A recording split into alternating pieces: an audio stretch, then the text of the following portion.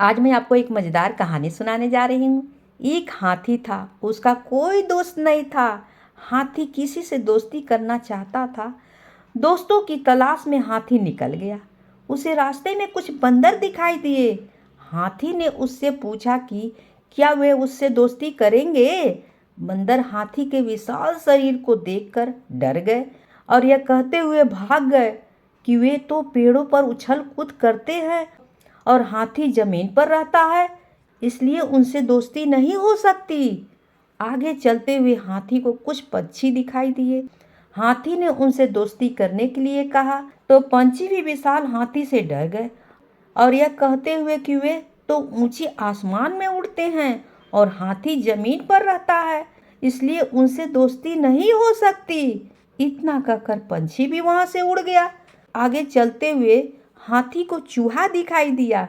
हाथी ने चूहे की तरफ दोस्ती का हाथ बढ़ाया तो चूहा भी डर गया और यह कहकर वहां से भाग गया कि वह तो छोटा सा जीव है, कभी धोखे से हाथी का पैर उसके ऊपर पड़ गया तो वह तो मर ही जाएगा, तो उसका फिर क्या होगा।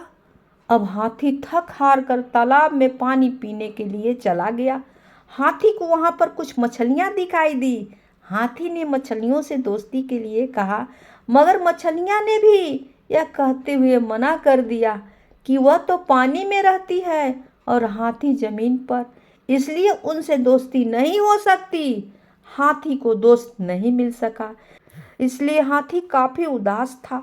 उसी समय जंगल से कहीं से एक खतरनाक शेर आया और उसने जंगल के सभी निर्दोष जानवरों को शिकार करना शुरू कर दिया। शेर के डर से सभी जानवर बहुत भयभीत हो गए थे। तभी हाथी को यह बात पता चली और हाथी ने उस शेर से लड़ाई करने के लिए चुनौती दी। दोनों में भयंकर लड़ाई हुई और हाथी ने शेर को बुरी तरह से पराजित किया और हाथी से डरकर शेर जंगल में भाग गया। हाथी की बहादुरी देखकर जंगल के सभी जानवर बहुत खुश हुए और सभी ने हाथी से दोस्ती कर ली और उसे अपना मुखिया बना लिया। इस प्रकार हाथी और जंगल के सभी जानवर खूब खेलते और मस्ती करते और सब सुखपूर्वक जंगल में रहने लगे। हाथी की इस कहानी से हमें शिक्षा मिलती है कि हम सभी को आपस में मिलजुल कर रहनी चाहिए, तभी एक दूसरे का मदद होगा। कहानी होती है समाप्त।